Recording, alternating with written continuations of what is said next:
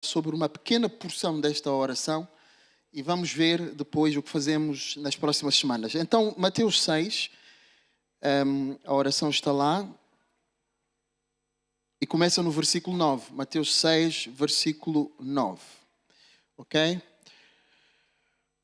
Mateus 6, versículo 9.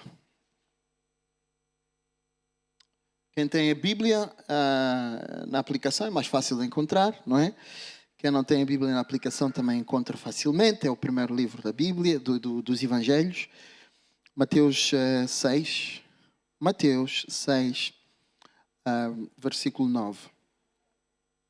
O texto diz assim: portanto, vocês vão orar assim: Pai nosso que estás nos céus, santificado seja o teu nome. Venha o teu reino e seja feita a tua vontade, assim na terra como no céu. O pão nosso de cada dia nos dá hoje e perdoa as nossas dívidas, assim como nós perdoamos aos nossos devedores. E não nos induzas à tentação, mas livra-nos do mal, porque teu é o reino e o poder e a glória. Algumas Bíblias dizem o domínio. Teu é o reino, o poder e a glória para sempre. Amém. Muito bem, então o que é que nós podemos aprender sobre esta oração? Mais especificamente sobre esta frase que Jesus nos ensinou aqui nesta oração, quando ele diz: venha a nós o teu reino e seja feita a tua vontade, assim na terra como no céu. O que é que isto significa? O que é que isto nos ensina sobre a oração?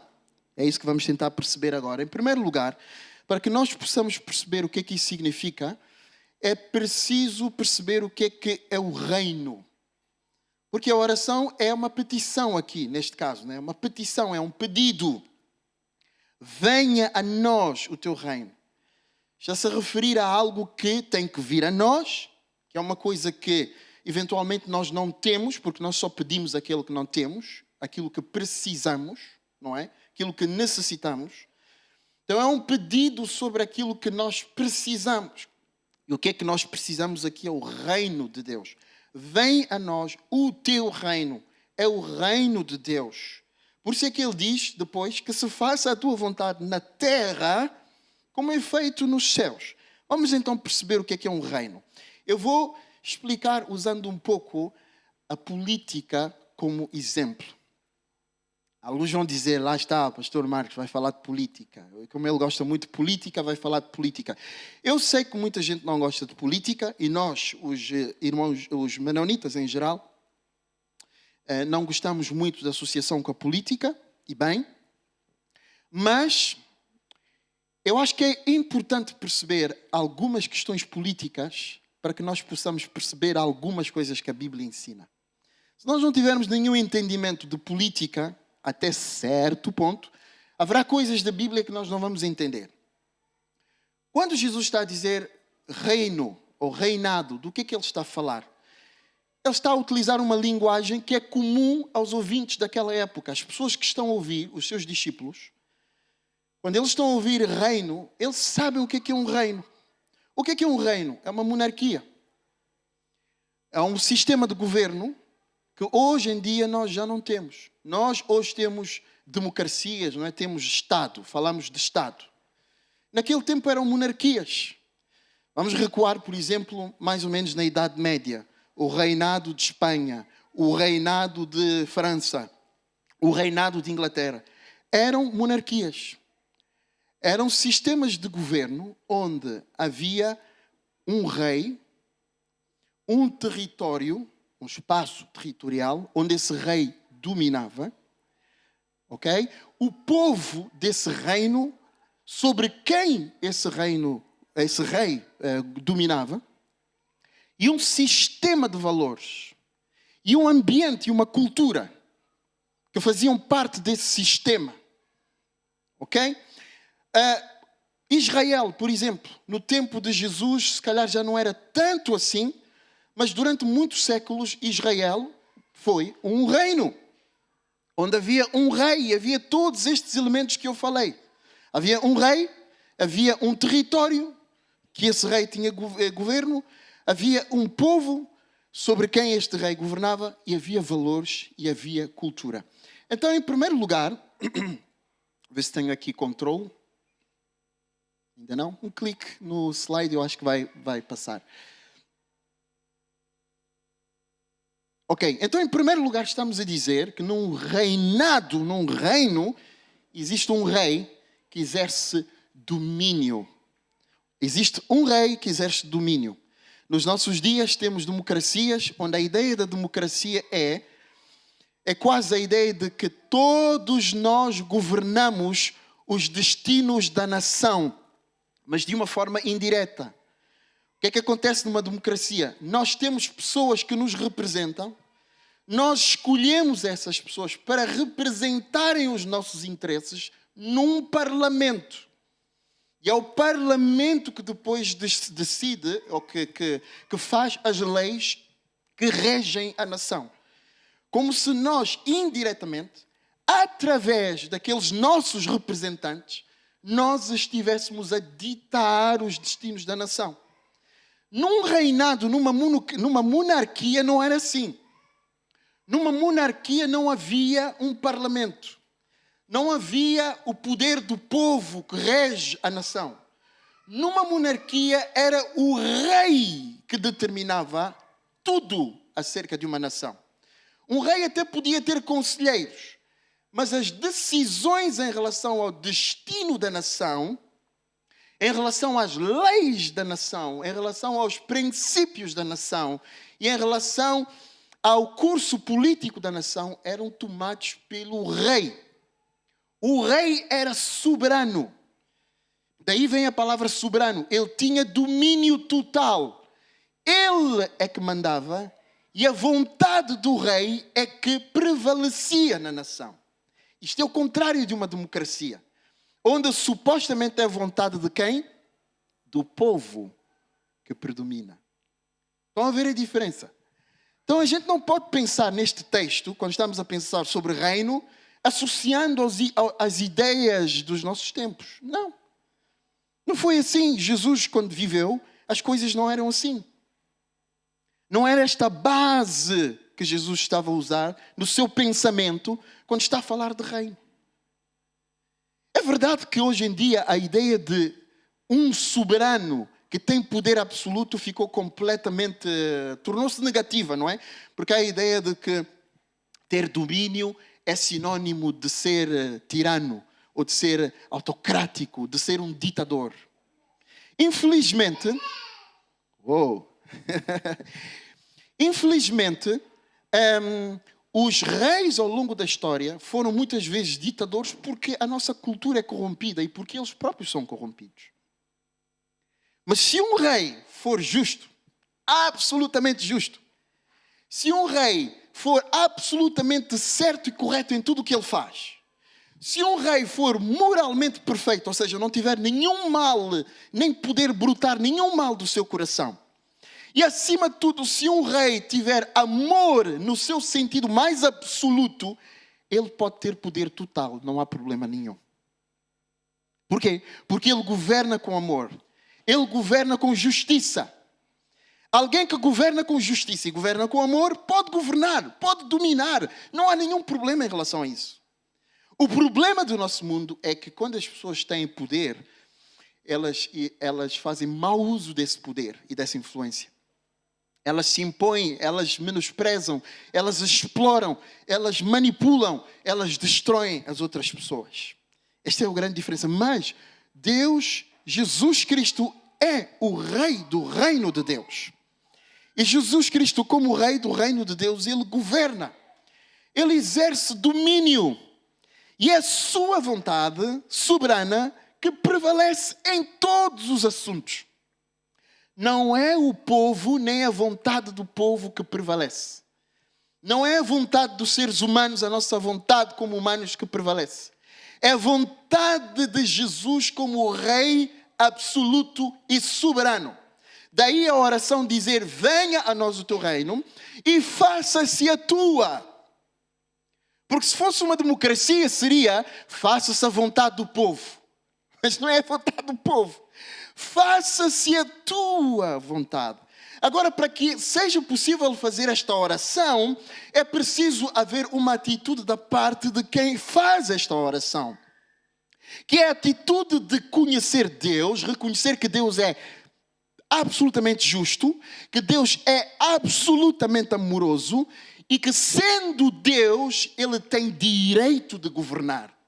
E Ele tem direito de fazer prevalecer a sua vontade. E que nós, diante do Rei, que é o Rei absoluto, nós só temos de obedecer à sua vontade.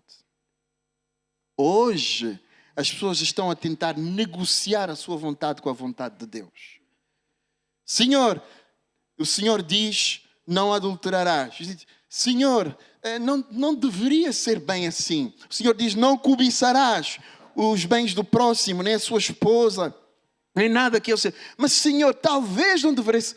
Nós estamos a tentar negociar a nossa vontade com a vontade do soberano, que é o Rei.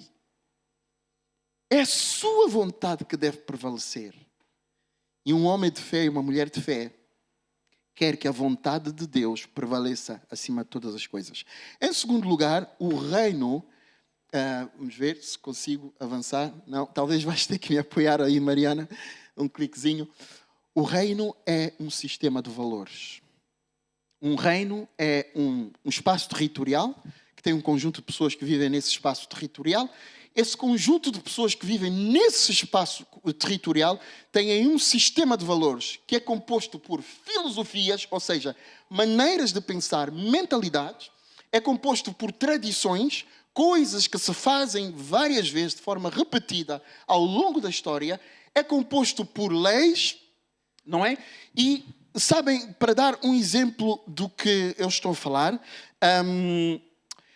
eu vi há uma história que é conhecida, existe em filme, mas também em livro, está na internet, de um soldado americano que foi para o Afeganistão e que ele fazia parte de uma tropa de elite, os SEALs, Navy SEALs, e eles eram só 4, foram para um determinado território para tentar eliminar, mesmo no fundo era este o seu objetivo, eliminar um talibã e um conjunto de tropas talibãs. Pronto, aquilo correu mal, para resumir a história, correu muito mal. Os amigos dele foram todos mortos e só ficou ele. É uma história verdadeira. Existe em filme, está no YouTube também. Só ficou ele e foi perseguido ferozmente por aqueles inimigos, aqueles talibãs. Perseguiram-no durante a descer as montanhas, andaram ali 1 dia e meio ou 2 dias, em que eles tentavam caçar aquele Navy SEAL americano. Ele foi parar a uma aldeia lá do Afeganistão, na zona da província de Kunar. Foi parar lá naquela aldeia e encontrou a tribo, eu acho que era a tribo Pashtun. E essa tribo tem um valor, tem um princípio, para vocês verem a importância dos valores que os reinos, que as cidades, que as famílias, que as comunidades têm. Eles têm um princípio que é: se alguém nos vem visitar, essa pessoa é muito importante, é mais importante até do que qualquer pessoa que já vive na nossa comunidade. Então deve ser tratado com honra e, em caso de estar em perigo, deve ser defendido até a morte. Este era um valor que eles tinham. Era um princípio que eles tinham. Milenar. Já tinha cerca de 1000 anos esse princípio. Então este soldado encontrou-se acidentalmente, o soldado americano, Navy SEAL, encontrou-se acidentalmente à beira de um lago, já quase à beira da morte. Foi encontrado por um habitante desta tribo, Pashtun. Ele pegou nesse soldado americano, levou-o para a aldeia dele, e protegeu-o, tomou conta dele, cuidou das feridas e assim por diante, deu-lhe água, alimentou-o. E os talibãs souberam que ele foi para lá e foram atacar aquela aldeia. Os talibãs começaram a bombardear a aldeia, atacaram a aldeia, mas mesmo bombardeando a aldeia, mesmo atacando a aldeia, aquela tribo Pashtun não entregou o americano. Chegaram inclusive a matar, eu creio que era um tio desse senhor, que hospedou aquele americano, mataram o tio dele. Mas mesmo assim, ele disse que não ia entregar, por causa deste código de valores que eles tinham. Aquilo era tão importante para eles, ele disse, não, o meu hóspede merece honra e eu devo protegê-lo até as últimas consequências. E graças a isso, esse americano ainda vive até hoje. Ele está vivo até hoje, conseguiu escapar da situação, porque entretanto estes aldeões mandaram uma mensagem para a base americana a dizer que ele estava lá e depois vieram resgatar aquele soldado. Ele esteve lá cerca de mais de 5 dias a ser guardado e a aldeia a ser constantemente atacada.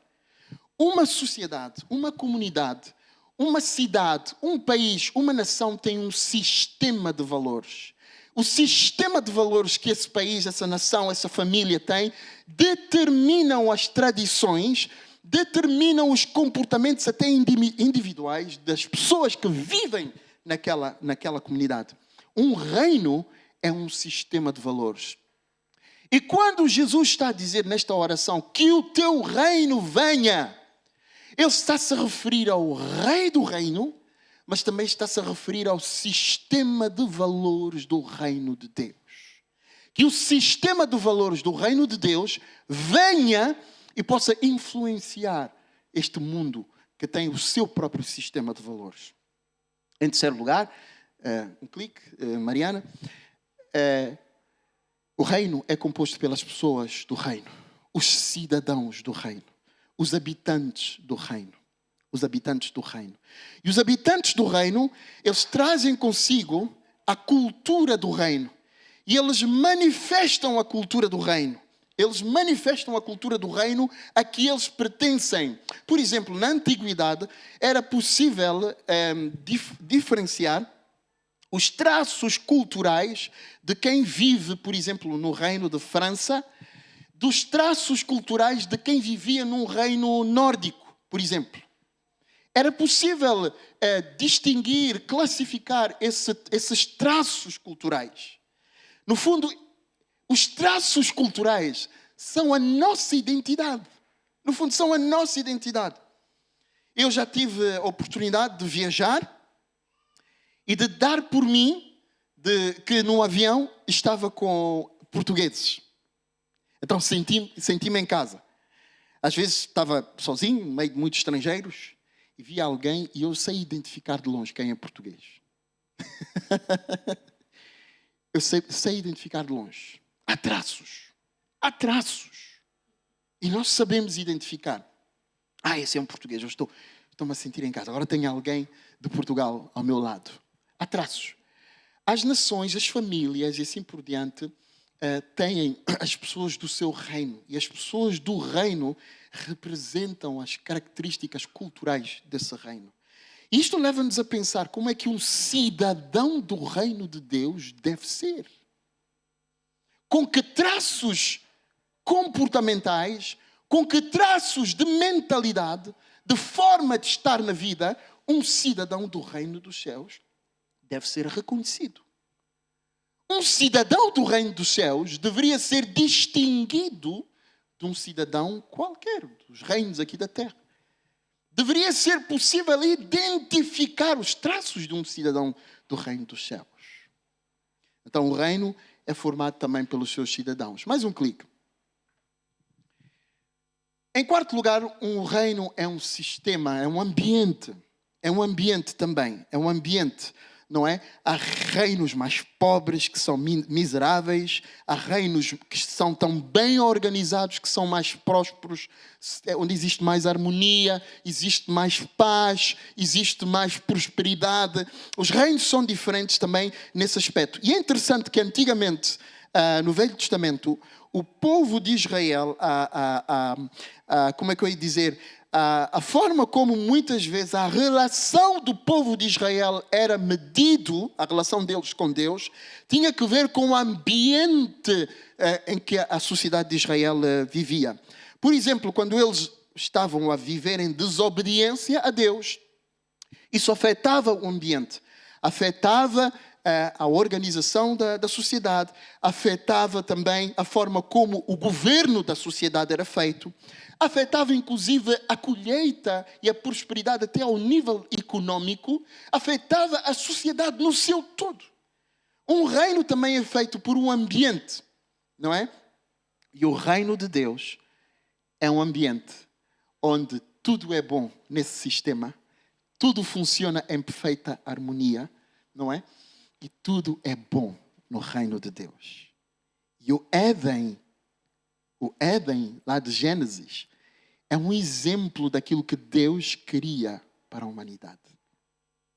Deus criou o mundo para ser como era lá no Éden. Perfeito. Onde não há relações de conflito entre seres humanos. Onde existe perfeita harmonia entre seres humanos. Onde o ser humano entende o seu papel até para com a criação. E em vez de destruir a criação, ele cuida da criação. Onde não faltava mantimento e sustento para ninguém. Não havia estas relações de desigualdade que existe hoje. Uns têm muito, muito, e outros têm pouco. O reino de Deus é um sistema onde tudo funciona em harmonia. Onde existe bem-estar. Então, meus irmãos, o slide seguinte. Quando nós estamos a pedir que o reino de Deus venha, hoje não tenho nenhum controle aqui. Mais um slide, Mariana. No fundo, estamos a pedir que o Rei Jesus se torne o Rei de todos os humanos e que estes aceitem o seu governo nas suas vidas. Porque a coisa mais importante num reino é o seu Rei. Porque o Rei é que determina, mais uma vez, como é que o reino funciona. É o Rei. Se o Rei for mau, o reino vai ser mau. Se o rei for injusto, o reino vai sofrer as consequências dessa injustiça. Se o rei não tiver amor, o reino vai sofrer as consequências disso. Se o rei for um mau administrador, o reino vai sofrer as consequências disso. Se o rei tiver uma má cultura, uma má mentalidade, a cultura dominante no reino vai ser má também. Eis porque o nosso mundo está como está. Porque aqueles que têm poder e exercem influência são maus. Não estão qualificados para esse papel. Estão a ver? Mas Jesus é um rei perfeito. Ele está totalmente qualificado para governar as nossas vidas. Porque Ele tem um amor perfeito. Porque a justiça é perfeita nele. Porque Ele tem toda a sabedoria. Porque Ele tem todo o conhecimento, toda a inteligência. Porque Ele cuida de nós para o nosso bem. É a melhor pessoa que nos pode governar e pode governar as nossas vidas. Então, entregar a nossa vida a Jesus para Ele governar não é uma coisa má, é uma coisa boa. Porque é a melhor pessoa que nos pode governar. Muitos filósofos já têm chegado à conclusão que o homem não sabe governar a si próprio. Jesus precisa de entrar na nossa vida e de governar as nossas vidas. Irmãos, quero vos fazer uma pergunta. Imaginem os nossos governantes serem governados pelo Rei Jesus. Já imaginaram essa realidade? Os nossos governantes serem governados pelo Rei Jesus. Imaginem os chefes de família, pai e mãe, em todas as famílias do mundo, serem governados pelo Rei Jesus. Marido e mulher na relação de casamento, nas suas escolhas, no seu pensamento, na sua mentalidade, no seu comportamento, na sua forma de estar, serem governados pelo Rei Jesus. Imaginem os nossos líderes dos nossos órgãos políticos mais importantes que há no mundo. ONU, União Europeia e outras esferas de influência serem governados pelo Rei Jesus. Vocês acham que teríamos o mundo que temos? Não. Teríamos um mundo muito melhor, se assim fosse. Quando estamos a pedir que o reino de Deus venha, próximo slide, Estamos a pedir que o seu sistema de valores exerça, vou usar aqui uma expressão da política, soft power. Alguns de vocês já devem ter ouvido esta expressão, soft power. Há o hard power e há o soft power. O hard power é aquela influência que é exercida pela força. Ok? Quando, por exemplo, não vou nomear aqui por respeito a quem possa estar a ouvir, mas há religiões que se desenvolveram assim na história da humanidade. O próprio cristianismo já cometeu estes erros no passado, em que para convencer alguém a seguir os seus valores, o fazia pela força. Já ouviram falar dos templários, por exemplo? Era uma organização de base cristã que ia para o mundo muçulmano combater os muçulmanos para forçar os muçulmanos a converter-se ao cristianismo pela força das armas. Isto é o hard power. O reino de Deus funciona com soft power. Os valores de Deus são tão belos, são tão únicos, são tão raros, são tão incomparáveis, que quando o povo de Deus manifesta os valores de Deus, quando Jesus manifesta a sua beleza através de nós neste mundo corrompido, muitas pessoas voluntariamente deixam-se atrair pelos valores de Deus e abraçam o sistema de valores de Jesus Cristo. E quem se deixa governar por Jesus Cristo, o seu sistema de valores vai ter como fonte a própria pessoa do Senhor Jesus Cristo. Eu pergunto-vos, irmãos, qual é o sistema de valores que predomina na vossa vida? Qual é o sistema de valores que predomina nas nossas famílias? Alguns dirão, mas eu sou descendente de africanos e nós temos uma determinada cultura. Ótimo. E temos uma determinada tradição, uma determinada mentalidade, um determinado conjunto de valores. Tudo bem. Alguns dirão, mas nós somos de descendência ou de descendência nórdica e por isso temos um determinado código de valores. Alguns dirão, nós somos latinos, somos portugueses, temos um determinado código de valores. Tudo bem. Mas os valores de Deus, meus irmãos, é isso que eu quero enfatizar. Os valores de Deus não são deste mundo. Os valores de Deus não são de origem nórdica.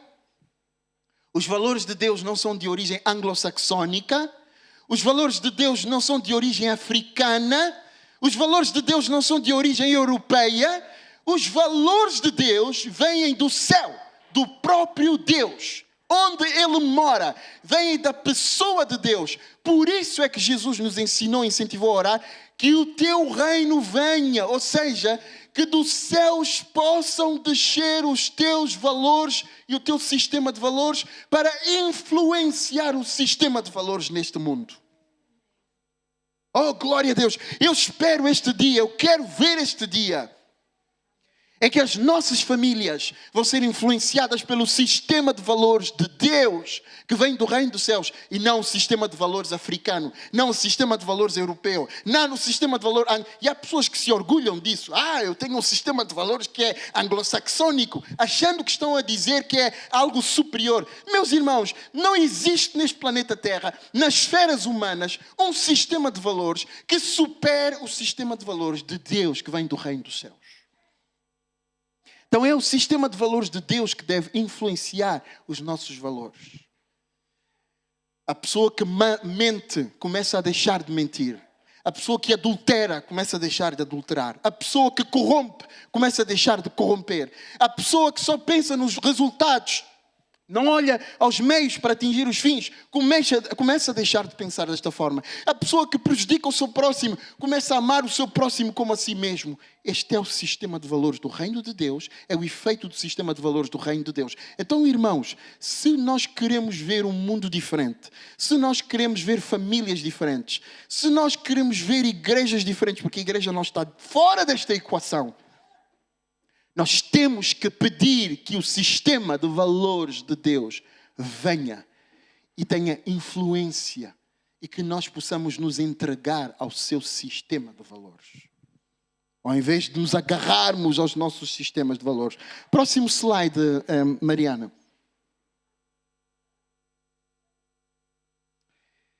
Em terceiro lugar, quando estamos a pedir que o reino de Deus venha, olhem que profundo isso é. Olhem que importante isto é, meus caros. Quando estamos a pedir que o reino de Deus venha, estamos a pedir que todos os seres humanos entrem nesse reino para se tornarem, falta ali, para se tornarem cidadãos desse reino, para gozarem de todos os seus benefícios. O que é que acontece quando alguém se torna cidadão português? Vocês já pensaram? Quando alguém se torna cidadão português, ele passa a ter os mesmos direitos que todos aqueles que nasceram em Portugal. E passa a poder beneficiar e desfrutar de todos os benefícios que há neste país.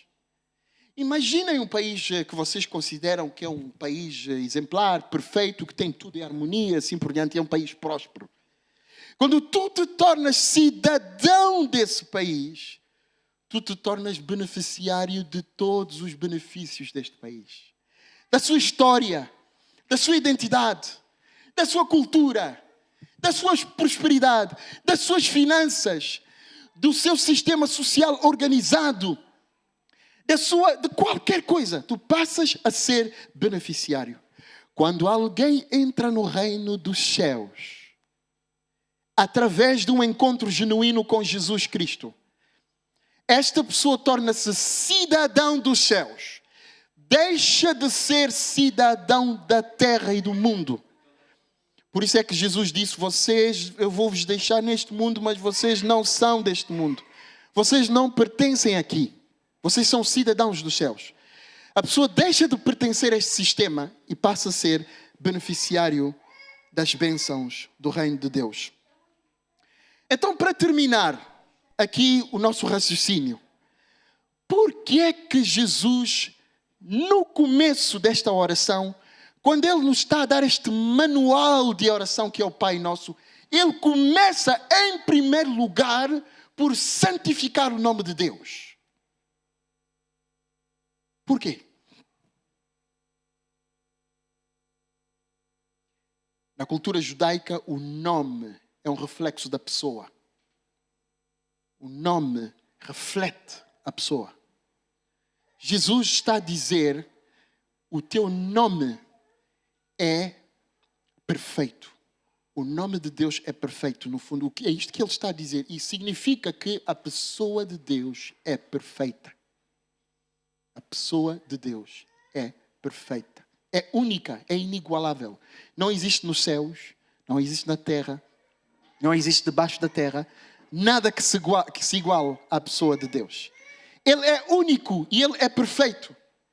E porque Ele é único e Ele é perfeito, agora vem outra chave.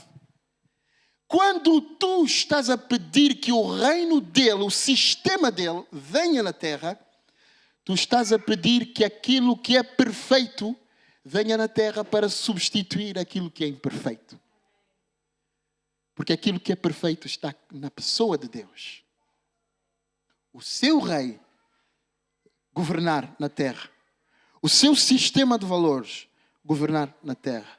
Que os cidadãos deste mundo entrem nesse reino e se tornem cidadãos dos céus e beneficiários desse sistema.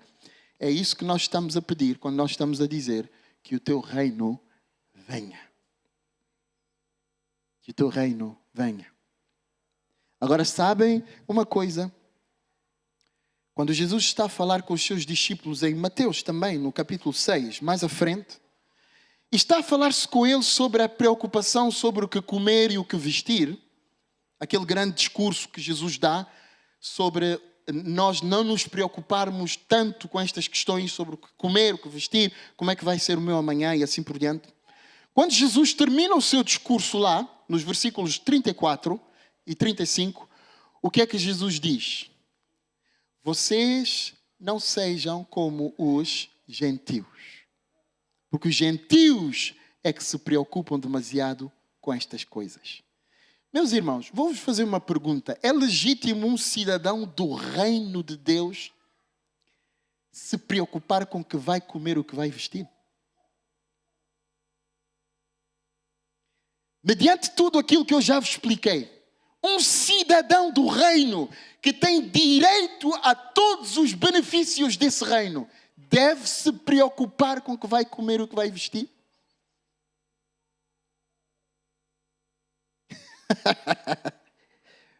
O príncipe de Inglaterra preocupa-se com o que vai comer e o que vai vestir? Preocupa-se? Não. Por quê? Porque é filho do rei, em primeiro lugar. O rei tem tudo o que ele precisa, em segundo lugar. O que é do rei é dele por direito, em terceiro lugar. As coisas são uma garantia para ele não precisa de se preocupar com isso. Se tu és cidadão do reino de Deus, Jesus é o teu rei. Tu não tens que te preocupar com o que vais comer e vestir. Sabem porquê? Porque o teu rei é dono de todas as coisas. O teu rei tem todos os recursos. O teu rei garante a tua sustentabilidade, a tua vida. E ele cuida de ti. E é isso que Jesus diz naquele discurso. Antes que vocês peçam estas coisas ao vosso Pai, Ele já sabe que vocês precisam delas. Então, qual foi o último conselho que Jesus deu nesse discurso? Em vez de agirem como gentios, gentio no fundo é a ideia de quem não pertence ao reino. É a ideia de quem não faz parte do reino. Ou seja, no fundo, Jesus está a dizer que um cidadão do reino, uma das marcas ou traços do cidadão do reino, é que ele não se preocupa com estas coisas e não as persegue como um louco, porque Deus as garante para si. Então ele diz que nós devemos buscar em primeiro lugar o reino dos céus e a sua justiça. E todas estas outras coisas que vos preocupam vos serão dadas por acréscimo. Mas procurem em primeiro lugar o reino dos céus. Voltando para trás mais uma vez, procurem em primeiro lugar que o rei do reino exerça governo sobre a vida dos seres humanos. Que eles o aceitem como governador das suas vidas. Que o sistema de valores do reino possa influenciar o sistema deste mundo. E que os seres humanos se tornem cidadãos desse reino. É isso que Deus está a dizer que nós devemos procurar em primeiro lugar. Agora, o que é que isso tem a ver com a oração que nós fazemos no dia a dia? E como é que isso deve impactar as nossas orações? A oração é um barômetro. A forma como nós oramos e o que preenche as nossas orações, o conteúdo dominante ou predominante das nossas orações, mostra no fundo a condição do nosso coração. Mostra aquilo que é mais importante e aquilo que é secundário para nós. Se as tuas orações são só a pedir coisas materiais, isso mostra que é aí que está o teu coração. É aí que está aquilo que tu dás mais importância e aquilo que mais valorizas. Se a tua oração é só por casa, é só por um bom seguro, é só por uma boa escola para os teus filhos, é só por um bom futuro para os teus filhos, se a tua oração é só isso, eu não estou a dizer que é mau orar estas coisas, atenção, ok? Porque nós vamos ver daqui a uns dias que Jesus também nos ensinou a pedir pelo pão, não é? Não é isso que eu estou a dizer. O que eu estou a dizer é, ouçam bem o que eu estou a dizer. Se a tua oração é predominantemente a pedir estas coisas, isso é um indicador de onde está o teu coração. Então vou transformar a questão numa outra forma. Quantas vezes tu oras para que famílias, para que governos, para que escolas, para que empresas abandonem os valores mundanos com que vivem, com que funcionam, a corrupção e assim por diante, e abracem os valores de Deus?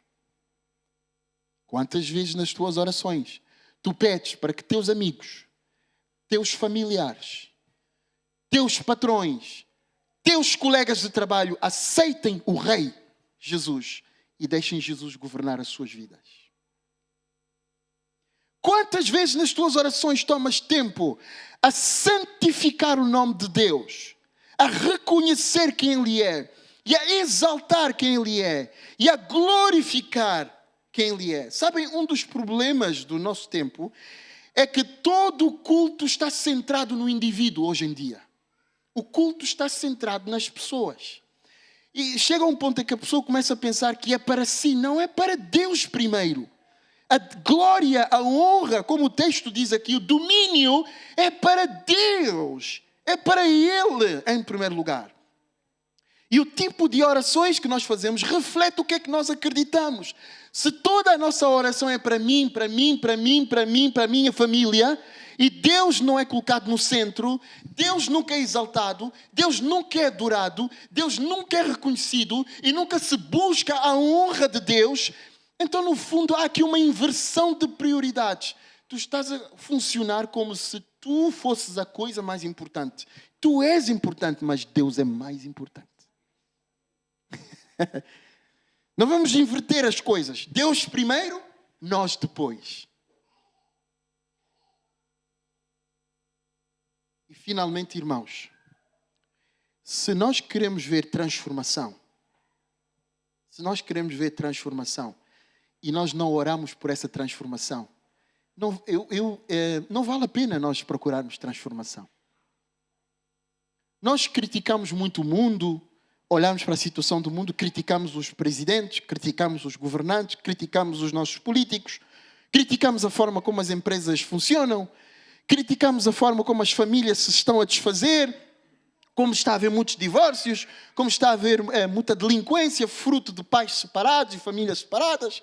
Criticamos muito tudo e temos uma opinião para tudo. Criticamos inclusive a condição das igrejas, elas estão mal, deviam estar assim e assá, mas nós investimos muito pouco a orar sobre estas coisas. Nós não estamos a pedir que o reino de Deus venha sobre estas coisas, mas estamos a criticar. Não vai valer de nada, não vai resultar em nada. Sabem porquê? Porque Jesus disse aos seus discípulos: onde 2 de vocês estiverem juntos, se vocês concordarem em alguma coisa, se vocês ligarem a alguma coisa cá na terra, será ligado nos céus. Vejam a autoridade que Deus dá aos seus filhos.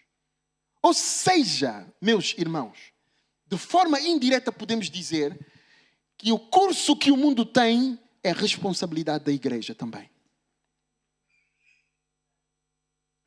Porque se a igreja ora pouco, para que o reino de Deus venha, ela tem responsabilidade. Se os cidadãos do reino só criticam o mundo, nós temos responsabilidade. Por quê? Porque Jesus deixou a igreja como a sua embaixada na terra. Nós temos o papel e o dever de orar. E quando nós estamos a orar, Deus age. Eu já falei sobre isso na semana passada, que nenhuma oração é vã. A oração não é vã. Ainda que o tempo passe, ainda que os minutos, as horas, os meses, os anos passem, e aparentemente não está a acontecer nada. Jesus diz numa parábola dele, em Lucas 18, que ainda que pareça que o vosso Pai demora, cedo Ele vos fará justiça. Cedo Ele vos fará justiça. Deus responde às nossas orações. Deus responderá às nossas orações.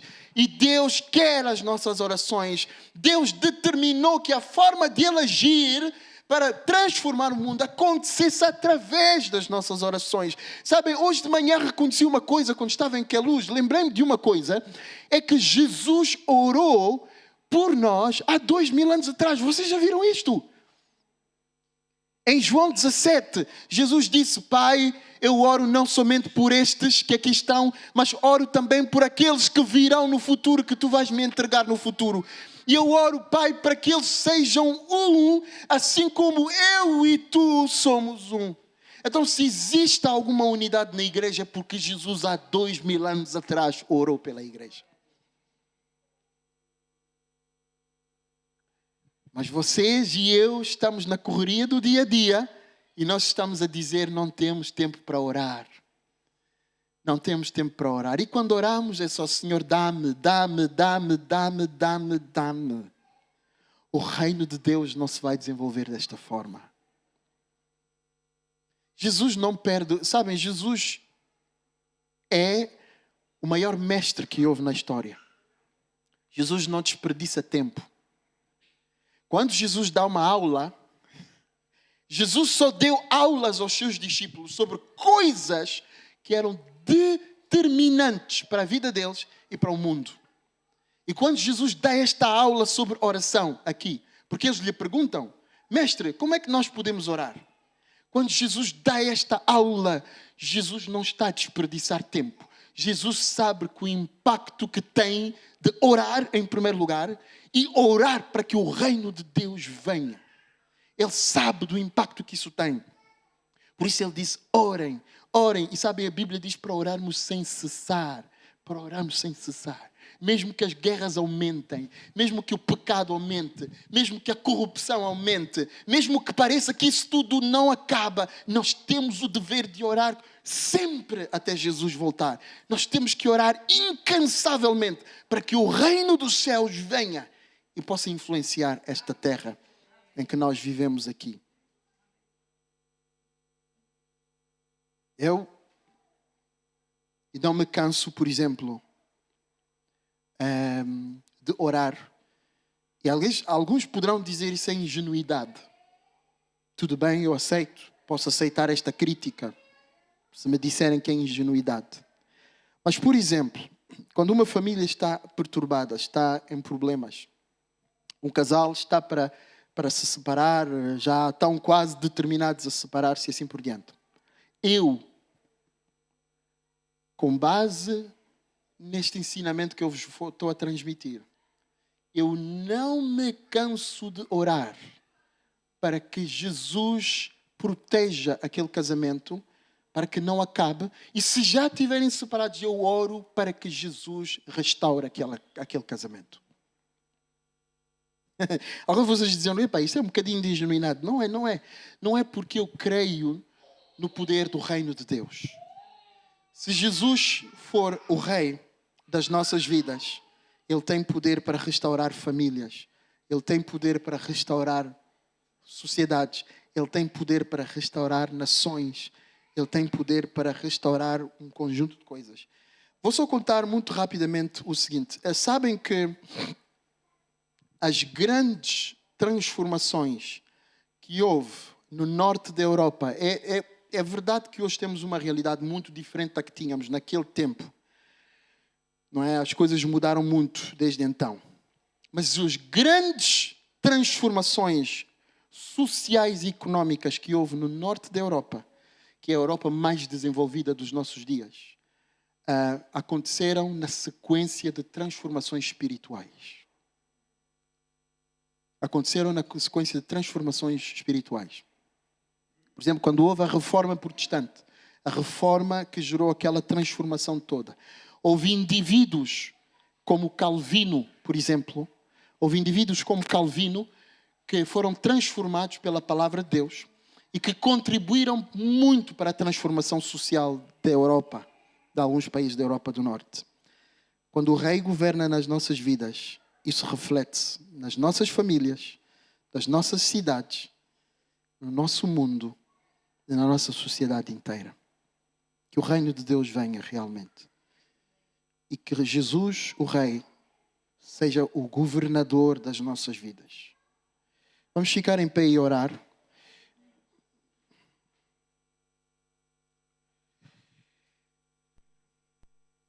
Fiquem de olhos fechados, em meditação. Quero vos desafiar com o seguinte pensamento. Talvez hoje, a esta hora, Jesus não é rei de algumas áreas da nossa vida. Talvez há áreas da nossa vida onde nós decidimos sermos nós próprios os reis. Somos nós quem governa, é a nossa vontade que prevalece, é o nosso pensamento que acaba por prevalecer. Pensem nisso. Se há alguma ou várias áreas da tua vida onde Jesus ainda não é rei, Jesus não está a reinar, Tu é que estás a reinar nestas áreas. Eu quero te encorajar, irmão, como me encorajo a mim próprio, a deixar Jesus reinar em todas estas áreas. Fala com Ele em oração. Reconhece o teu pecado. Diz-lhe: Jesus, eu sei que eu não te tenho deixado reinar. Cita essa área. Menciona esta área. Ser específico. Ser transparente com Jesus. Eu sei que não te estou a deixar reinar nesta área. Eu te peço perdão. E peço que venhas reinar de novo. Nesta ou nestas áreas. Não sei qual é a vossa realidade. Que Jesus venha reinar. Pensem em familiares e amigos que vocês amam, que vocês conhecem, que ainda não abraçaram Jesus, que ainda não entregaram suas vidas a Jesus. Orem por elas para que Jesus se torne o rei das suas vidas, para que se tornem cidadãos do reino dos céus e para que passem a beneficiar de todas as bênçãos que há no reino dos céus. Senhor Jesus, a minha oração nesta tarde é que Tu nos ajudes. Tu nos ajudes. Sozinhos não conseguimos. Pode ser difícil demais se depender de nós e do nosso esforço. Que o Teu Espírito Santo trabalhe no nosso coração, na nossa mente. Que o Teu Espírito Santo abra o nosso coração. Aquelas áreas da nossa vida onde Tu ainda não estás a reinar, mas Tu mereces reinar. Ajuda-nos, Jesus, a ser humildes para Te deixar reinar, Jesus. Ajuda-nos a ser humildes para Te convidar a reinar, porque o Teu reinado não vem à força. Tu não impões à força o Teu reinado. O Teu reinado é recebido de forma voluntária, Jesus. Então que cada um de nós aqui seja voluntário em deixar que o Teu reino entre na sua vida. Vem, Jesus. Traz o Teu reino em nós. Traz o Teu sistema de valores nas nossas famílias. Traz a Tua mentalidade em nós. Tira a nossa mentalidade corrompida e humana e traz a Tua mentalidade nas nossas mentes. Traz a Tua mentalidade nas igrejas. Traz o Teu sistema de valores nas igrejas. Que Tu sejas o rei nas igrejas e não os pastores e não os líderes e não a vontade humana. Que Tu sejas o rei nas igrejas, Senhor. Que o Teu reino cresça. Que o mundo que Tu um dia criaste, Senhor, se torne uma realidade novamente. Através da entrega que toda a sociedade vai fazer a Ti, Jesus, que és o rei do reino e que tens um reino que é perfeito. Louvado seja o Teu santo e bom nome. Em Teu nome eu oro. Amém.